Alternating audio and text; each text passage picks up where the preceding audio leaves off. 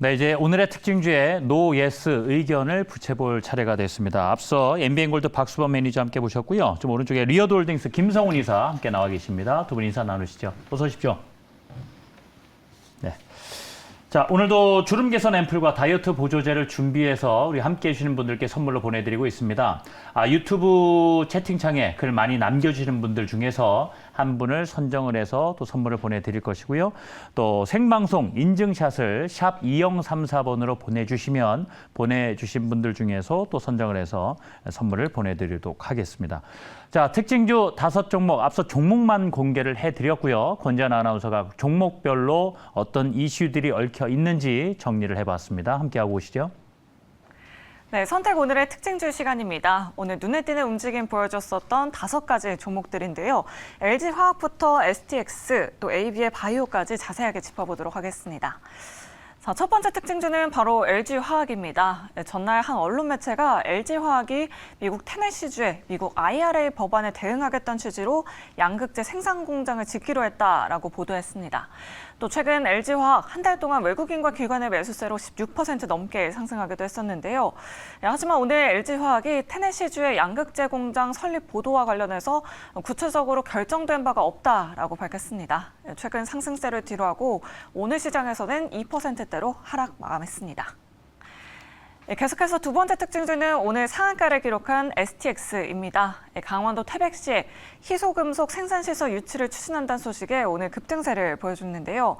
태백시는 최근 폐가응에 대비해서 대체사업 유치에 주력하고 있는데 STX는 신소재와 미래산업으로 영역을 넓히면서 전기차 배터리 핵심 원료인 리튬과 니켈 등 희귀금속 등으로 영역을 확장할 계획이라고 합니다.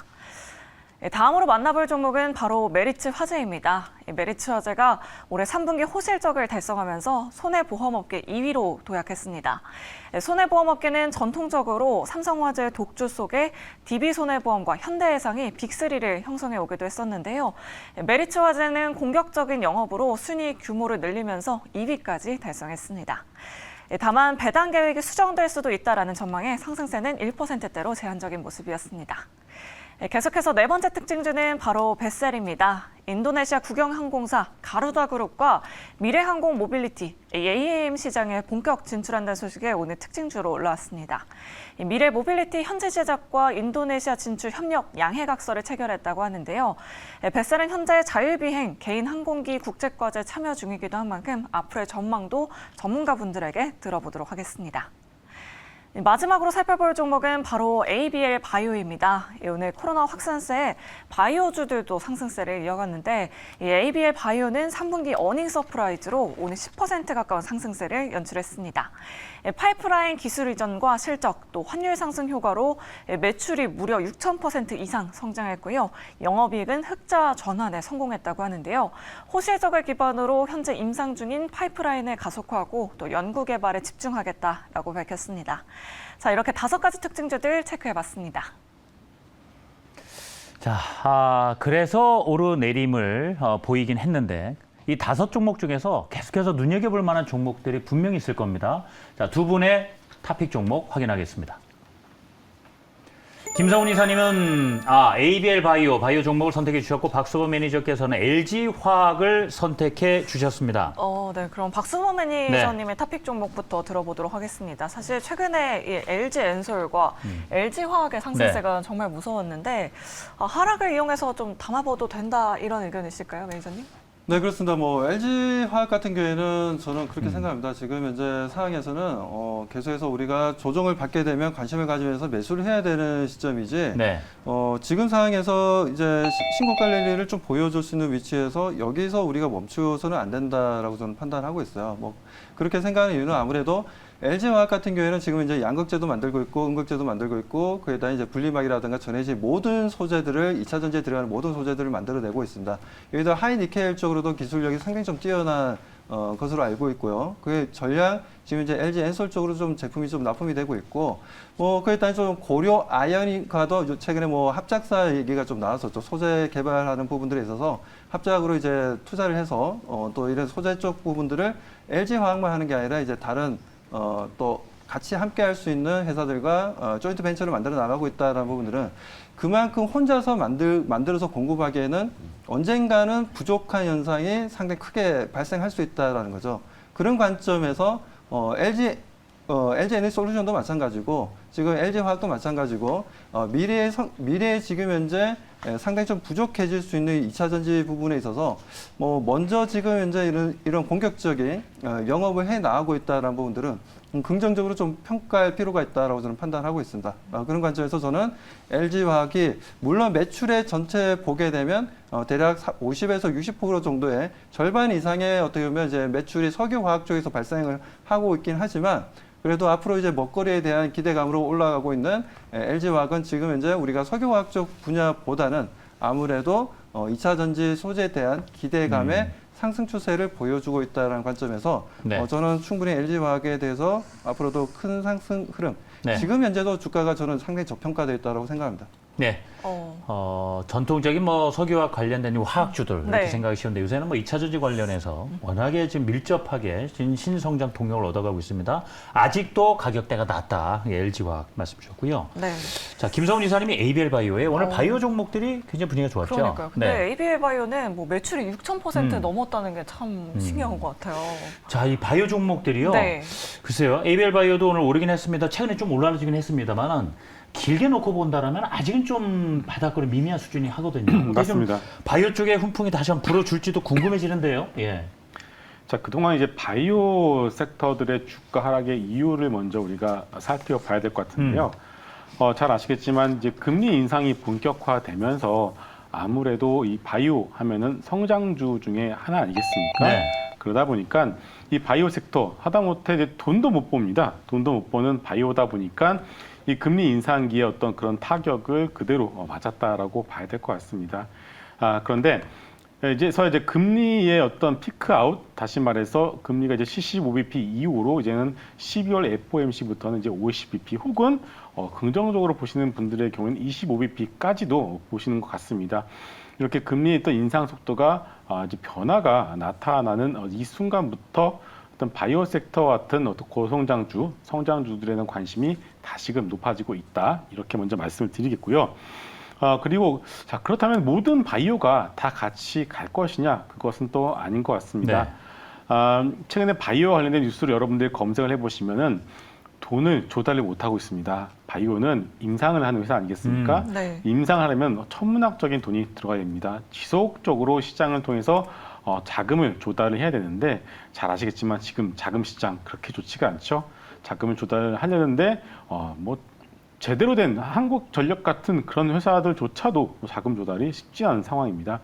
그런 상황에서 바이오 종목 같은 경우가 자금 조달이 쉽지가 않은데 이 ABL 바이오 같은 경우에는 이번에 영업이익도 어마무시하게 나왔고요. 올해 그동안 이제 라이센스 아웃 계약을 통해서 하나둘씩 꽂히고 있는 그런 자금들이 올해 말 기준으로 봤을 때 약 2천억 정도로 현재 추정을 하고 있습니다. 지금 바이오 종목 중에서 이렇게 순현금이 2천억 가까이 꽂히고 있는 회사가 과연 몇 개나 될까? 이렇게 여러분들이 생각해 보신다면은 참 수많은 바이오 회사들이 현재 코스닥 시장에 상장이 되어 있는데 삼성바이오로직스, 셀트리온 이런 같이 삼성 바이오시밀러를 제외하고 한미약품이나 대웅제약 같이 이런 전통 제약사를 제외한다라면은 순수 바이오텍 중에서 이런 막대한 현금을 가지고 있고 글로벌 빅파마로부터 이미 라이센스 아웃 계약을 체결한 써노피로부터 라이센스 계약을 체결한 이런 ABL 같은 종목들이 시간이 가면 갈수록 주목을 받을 거라고 저는 생각을 하고 있습니다. 네. 자, 이렇게 해서 두 분의 탑픽 종목을 들어봤는데 이제 세 종목이 남았잖아요. 네. 이 종목에 대한 두 분의 의견이 저는 더 궁금해진단 말이에요, 네. 오늘. 첫 번째 종목부터 먼저 확인해 보도록 네. 하겠습니다. 바로 STX인데요. 두 분의 의견이 엇갈렸습니다. 네. 역시 우리 매니저님은 소재 관련주 굉장히 좋게 보고 계시고요. 김성훈 이사님은 노라고 네. 이렇게 외쳐주셨어요. 박수만 매니저님 먼저 의견 여쭤보도록 할게요. STX 오늘 태백과 뭔가 기술 협약을 체결하겠다라는 소식도 들려왔지만 니켈 관련주로 좀 엮인 점도 없잖아 있었어요. STX 상한가 기록했는데 앞으로 네. 좀 더 간다라는 요즘 뭐 의견이실까요? 리튬 네. 뭐 금속 이야기만 나오면 뭔가 들썩거려요. 네, 굉장히, 아무래도 예. 이제 STX 같은 경우에 지금 이제 어떻게 보면 뭐 그런 호재가 나올 때마다 좀 가볍게 좀 움직여주는 경향이 좀 큽니다. 뭐 그리고 지금 실제적으로 이제 니켈이라든가 리튬이라든가 가격들이 계속 좀 상승 분위기를 좀 연출해주고 있다 보니까 뭐 그런 내용이 나올 때마다 많은 투자자들이 관심을 가지고 있고 뭐 그에 대한 단기 급등에 대한 기대감으로 동사 또한 좀 매수가 좀 들어왔다라고 좀 보는데요.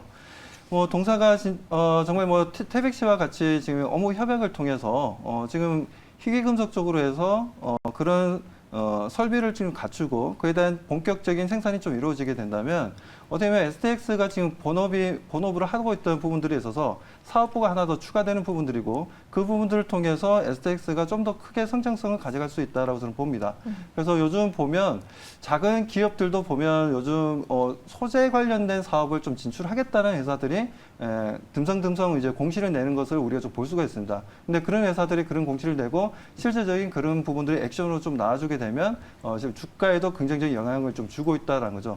그런 방향에서 좀 바라보게 되면 분명 STX 같은 경우에는 우리가 계속해서 좀 관심을 가지고 대응할 필요가 있는 회사고 그리고 충분히 동사하고 있는 사업 자체가 무역업부터 시작해서 지금 이제 원자재 관련된 부분들도 계속 좀 수입을 하고 있고 하는 부분들이 있어서 어느 정도 시너지 효과도 충분히 좀 나와줄 수 있다라고 저는 판단하고 있습니다. 그래서 2차 전지 소재업 자체가 동사에게는 상당히 생소한 사업이 아니라 기존에 하고 있던 사업에 있어서의 하나의 또 플러스가 될 수 있다라는 부분들이 있어서 저는 동사가 오늘 좀 비록 상한가를 가긴 했지만 그에 대한 급등에 대한 뭐 우리 시청자분들이 보셨을 때는 좀 어떻게 보면 좀 불안감을 좀 가질 수도 있겠지만 네. 저는 그래도 그런 걸 좀 떨쳐버리고 STX의 본질적인 상승 이유를 우리가 생각하게 된다면 그래도 지금은 우리가 좀 대응해도 괜찮은 구간으로 저는 생각해서 고라고 말씀드립니다. 네. 의미 있는 움직임으로 좀 해석을 해주셨고 반면에 이제 김성훈 이사님은 노예요.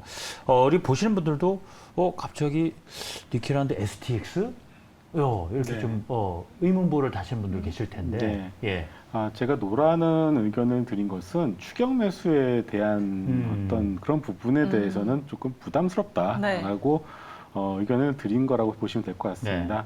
이 STX 같은 그러니까 각 종목마다 이 끼라는 게 있습니다. 근데 STX 같은 경우에는 여러분들 오히려 올라갈 때는 팔고 내려갔을 때 오히려 이렇게 사시면 이런 반대의 어떤 전략이 오히려 잘 먹히지 않을까 싶습니다. 그래서 일단 뭐 뉴스, 뭐 태백시와 이런 핵심 원료 산업단지 추진이라는 뉴스로 인해서 일단 상한가를 갔었고요. 그리고 모두가 다 알고 있죠. 이게 실질적으로 이게 사업화가 되어서 이게 실질적으로 영업 이익으로 꽂히기까지 기간은 아마 제가 볼 때 최소한 2년, 3년 정도는 걸릴 거예요. 그렇기 때문에 일단은 테마의 관점으로 단기 매매로 여러분들이 보시는 것이 맞을 것 같고요. 만약에 내가 이런 추격 매수와 관련된 단기 매매 자신이 없다라고 하시는 분들의 경우는 그냥 느긋하게 기다리고 계시다가 내려오면 차라리 그때 매수를 하시는 것이 네. 낫다라는 의미입니다. 알겠습니다. 실질적인 투자 관련해서 좀 의견을 제시해 주셨고요. 네, 계속해서 다음 종목의 의견도 확인해 보도록 하겠습니다. 바로 메리츠 화재입니다. 또 엇갈리셨어요? 이 부분도 또 엇갈렸습니다. 일단은 메리츠 화재가 네. 그 손해보험업계에서 일단은 빅3에서는 좀 밀려나 있다가 네. 이번 업계 2위로 그러니까요. 올라섰단 최근에 말이에요. 또 그리고 또 오늘 시장에서 보험주들이 다 하락한 와중에 네. 이 메리츠 화재가 실적 이슈와 예. 함께 또 상승을 했습니다. 유일하게. 그래서 아마 투자자분들이라면 이 차트상 주봉상으로 보시면요. 올 들어서 이 지금 윗선에서 맞고 떨어진 저항선이라는 게 있잖아요. 네. 지금 우하향해 왔는데 딱 그 지금 시점이 맞고 이게 떨어질까 아니면 그 저항선을 돌파해 줄까 그런 네. 고민 시점이 있거든요. 자, 매니저님. 예스 주셨습니다. 네네. 예. 들어보죠.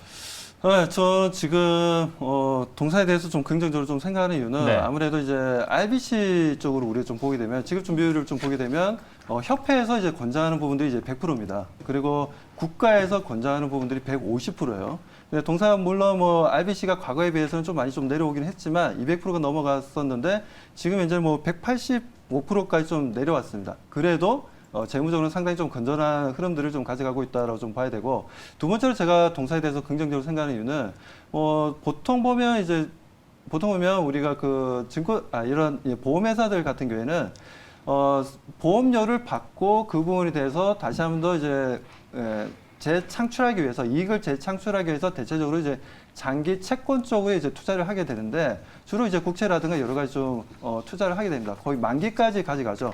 뭐 듀레이션을 이용해서 뭐 중간에 채권을 갖다가 매각하거나 그렇게 하지는 않습니다. 뭐 그렇기 때문에 그런 부분들에 있어서 최근 들어서 보니까 지금 82%가 넘게 자금을 지금 현재 운영하면서도 지금 현재 4.4%는 안정적인 수익을 최근에 좀 만들었다라는 내용들은 분명 다른 지금 현재 어떻게 보면 보험회사들보다는 상당히 수익률이 좀 잘 나오고 있다라고 좀 봅니다. 그렇기 때문에 저는 그래서 이제 메리츠 화재가 지금 현재 상황에서는 자산 운영을 정말 잘 하고 있다.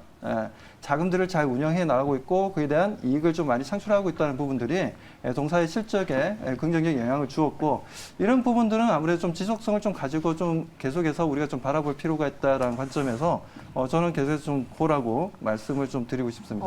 네, 실적 성장은 내년 상반기까지도 이어질 수 있다라고 이렇게 말씀해 주셨고요. 반면에 이사님은 노라고 외쳐주셨어요. 사실 요즘 네. 보험주들 이 증권가에서도 그렇게 딱히 전망이 좋지는 않단 말이죠. 요즘 네. 뭐 담합 소식도 있고 네. 그런 의견에서 메리츠 화재 노라고 외쳐주신 걸까요? 네, 메리츠 화재 자체만 놓고 보면은 네. 다른 보험주 대비 정말 잘 선방하고 있는 것은 맞습니다. 실적도 어닝 서프라이즈가 나왔고요. 그런데 이게 제가 전체적인 보험 섹터만 놓고 봤을 때는 그렇게 좋은 분위기는 아닌 것 같습니다.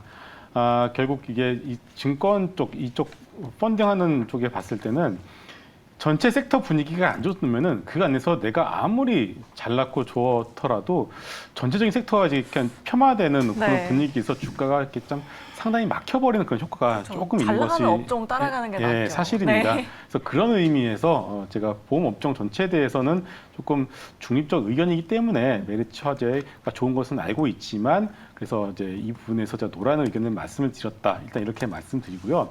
그러면 왜 보험 업종에 대해서는 왜 안 좋게 보냐? 결국은 PF입니다.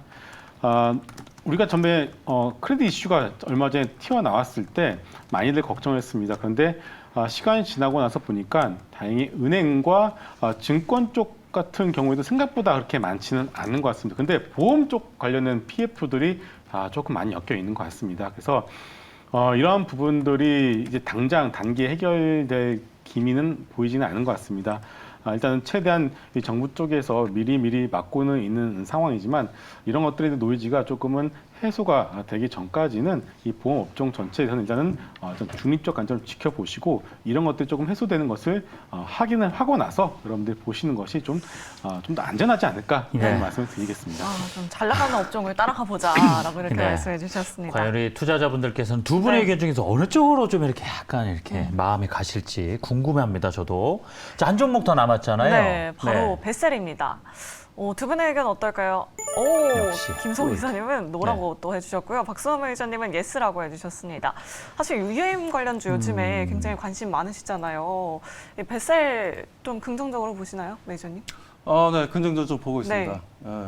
자, 긍정적으로 보는 이유는 다름이 아니라 이제 베셀 같은 경우에는 뭐 아시는 분들은 아시겠지만 원래 뭐 하는 사업 자체가 어떻게 보면 좀 뭐 디스플레이 쪽이에요. 디스플레이 쪽이다 보니까 동사 같은 경우에도 어떻게 보면 뭐 카타르 월드컵이 좀 또 있지 않습니까? 이번 주 일요일날 열리게 되는데 요즘 또 디스플레이 쪽 판매량이 상당히 좀 좋다고 하더라고요. TV 판매량이 좀 상당히 좀 이번 달 10월 달 들어서 많이 좀 11월 달 들어서 많이 좀 늘어났다는 얘기가 좀 나와주고 있고 뭐 그리고 동사의 또 자회사죠. 동사의 자회사인 베셀 에어로스페이스라는 회사가 또 좋은 내용들 이슈가 좀 나와주고 있다 보니 인도네시아 쪽도 뭐 앞에도 좀 말씀을 하셨다시피 이런 좋은 내용들이 좀 나왔고 그리고 UAM이라는 부분들이 좀 긍정적으로 보는 게 이 재밌는 게 세계 민항기 쪽으로 해서 3대 업체가 있습니다. 3대 업체가 있는데 첫 번째 이제 보잉 그리고 프랑스의 에어버스 그리고 브라질의 또 한 회사가 있는데 이 세 회사들이 지난달 말에 브라질에서 10월 말에 한번 우리나라를 방문했고요. 그에 대한 이제 기업들과 이제 일부 MOU 체결을 했고,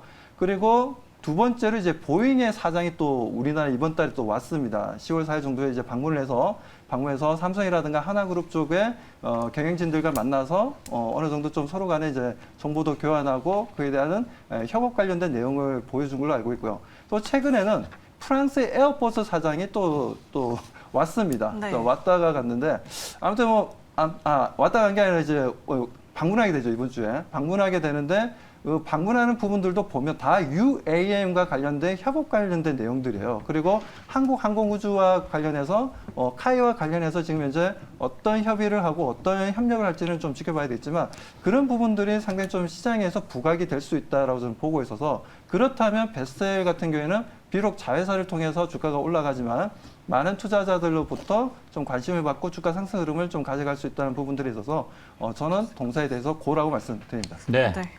자, 반면에 김성훈 지사님 노예예요. 네. 오늘 이제 나머지 세 종목들 계속 노 의견을 주고 계시거든요. 아무래도 그런 단기적인 모멘텀, 뭐 가격 부담 이런 비슷한 수준에서 네. 보고 계신가요? 예. 그러니까 그동안 제 방송을 보신 분들은 네. 이제 아시겠지만 이제 테마성 음. 종목들에 대해서는 제가 예스를 많이 드리는 경우는 없는 것 같습니다. 네. 이게 왜냐면은 간단합니다. 이게 내가 물려도 이걸 계속 가져갈 수 있느냐 없느냐라는 기준이라고 보시면 될 것 같습니다.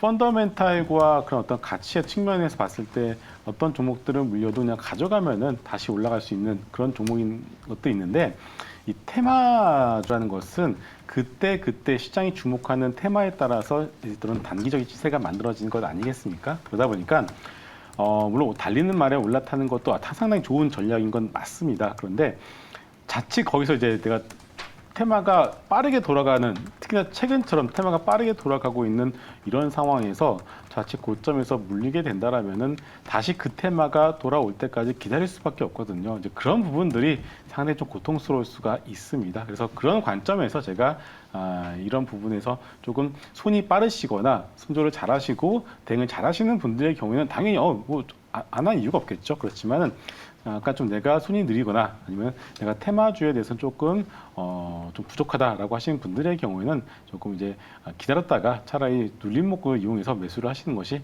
낫다 이런 관점에서 노론 의견을 드렸습니다. 네, 알겠습니다. 알겠습니다. 이렇게 5가지 종목에 대한 의견들 네. 여쭤봤고요. 네.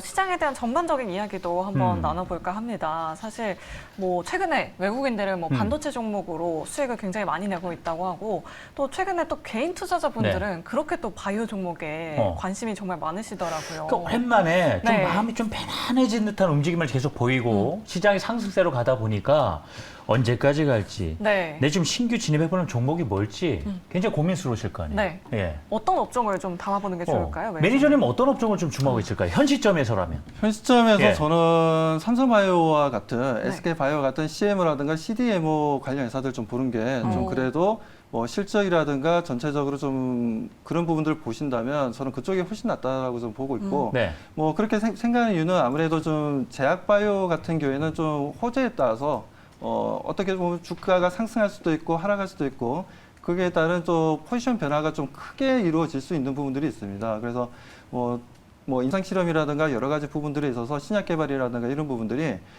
생각외로 좀 제약바이오가 대응하기가 조금 까다로운 부분들은 분명히 있는 건 사실입니다. 그리고 분위기를 좀 잘 타는 부분들도 있어요. 그러니까 다 같이 올라가자라는 힘 있는 에너지가 좀 만들어질 때는 네. 뭐 그야말로 좀 쳐다보지도 않던 제약바이오주들도 같이 올라가는 경향이 좀 크다라는 거죠. 뭐 최근 들어서는 좀 삼성바이오로직스도 마찬가지고 SK바이오사이언스도 마찬가지고 SK 오늘 바이오팜도 좀 올라오는 분위기더라고요. 뭐 이렇게 해서 좀 관련 좀 대기업들이 진행하고 있는 어떤 이제 그 계열사 중에서도 이렇게 바이오 업체들, 바이오 시밀러 업체들의 움직임들이 좋다라는 거 저는 그래도 좀 긍정적으로 좀 바라보고 이쪽을 좀 대응할 필요가 있다라고 말씀드리고 싶습니다. 네, 사실 코스피 지수는 좀 올랐는데 코스닥은 좀 못 따라가는 경향이 있었단 말이죠. 바이오를 이끌고 있는 코스닥 지수도 좀 함께 올라갔으면 그렇죠. 하는. 오늘은 또 힘을 내줬어요. 네, 코스닥이. 또 바람이고요. 예. 또 반도체 업종은 또 어떻게 보시는지 그러게요. 또 반도체는 어떻게 궁금합니다. 보실까요? 간단하게. 사실 오늘 뭐 ASML에서 그렇죠. 뭐 2,400억 큰 원을 이슈가 있었죠. 투자하겠다. 화성이 지금 어쨌든 예, 굉장히 크게 들어오는데. 예. 저는 긍정적으로 생각합니다. 네. 지금 뭐 저는 2차 전지 항상 방송 나올 때 2차 전지 좋다라고 말씀드리고 있는데 네. 2차 전지도 좋지만 반도체 시장도 상당히 좀 긍정적으로 좀 바라보고 있는 부분들이고요. 오늘도 보니까 이제 간밤에 또 워런 버핏 같은 경우에는 대만의 이제 TSMC의 지분을 좀 더 확보했다는 얘기가 좀 나왔었던 맞아요. 부분들인데 그런 내용이 또 나오다 보니까 오늘 또 반도체 소부장 기업들이 좀 주가 흐름들이 아주 좋았습니다. 그동안 좀 움직이지 못했던 부분들에서 오늘 좀 하늘 풀듯이 좀 반대 흐름을 좀 보여줬다라고 좀 판단되고 이 부분이 단기 상승으로 머물 것이냐 아니면 네. 추세를 잡고 상승 추세로 전환될 것이냐라는 부분들에 있어서는 지금 현재 4, 4분기까지 반도체 시장이 좋지 못하다고 얘기를 하고 있지만 항상 그렇습니다. 주식이라는 거는 어떻게 보면 6개월 선행하는 선행 지표입니다. 코스피 시장, 코스피 지수도 마찬가지고 코스닥 지수도 마찬가지고 그래서 4, 4분기에 대한 뭐 페널티는 이미 받을 때 받은 상황이다라고 좀 보여지고요. 지금 현재 주가 움직임은 지금 당장의 4, 4분기 실적에 대한 부분보다는 내년 상반기에 대한 기대감에 좀 움직임을 좀 가져가고 있다고 봅니다. 물론 이런 또 워런 버핏 얘기가 또 나와주다 보니까 그렇다면 좀 반도체에 대해서 우리가 좀 더 긍정적으로 생각하고 그렇다면 호재에 대해서 우리가 어떻게 좀 바라보고 대응해야 될까라는 부분과 그리고 소부장 기업들이 보면 대체적으로 좀 기저 효과가 좀 발생하고 있다는 거죠. 네. 그 부분들도 우리가 들어가기엔 좀 괜찮다라고 말씀드립니다. 알겠습니다. 네. 자, 그러면 우리 김성훈 이사님에게는 마지막으로 이 질문 한번 드려보죠. 지금 네. 정치권에서 지금 주식시장 관련해서 가장 큰 관심이 좀 투자자들이 글쎄요, 금융투자 소득세가 과연 이 좀 좋은 분위기에 또 심리적으로 어차피 시장은 심리에 의해서 많이 좌우를 하다 보니까 말이죠. 지금 이 문제에 대해서는 어느 정도 시장에 어떤 무게를 가지고 영향을 줄지가 좀 궁금해지는데 말이죠. 네. 상당히 큽니다. 크다. 네, 상당히 큽니다. 예.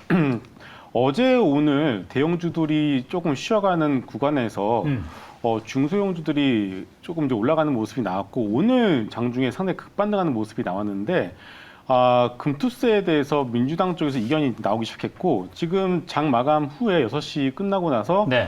뉴스가 또 하나 나왔는데 민주당 내에서 이 결정을 민주당 지도부로 넘겼다라는 얘기가 뉴스가 결국은 나왔습니다. 결론을 못 냈다는 거죠. 그렇죠. 네. 결국 이제 이재명 대표 보고 결정을 하라는 그런 뜻인 것 같습니다.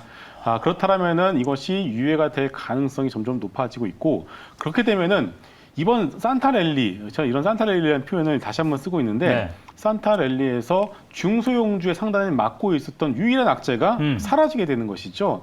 그렇게 되면은 그렇게 되면 이제 전 세계 증시에서 코스닥 시장이 가장 반등이 늦었거든요. 그러면은 이런 코스닥 시장 증시도 결국은 모든 개인 투자자분들이 가지고 있는 종목들인데 코스닥 증시를 포함한 중소형주 시장의 강한 랠리가 적어도 12월 중순까지는 이어질 수 있을 것 같다라고 정리하겠습니다. 네, 네. 알겠습니다. 자, 이렇게 해서 두 분의 의견 특징주 관련해서 또 좀 연관돼서 말씀을 들어봤고요. 김성훈 이사님에서 보내드려야 되겠습니다. 수고하셨습니다.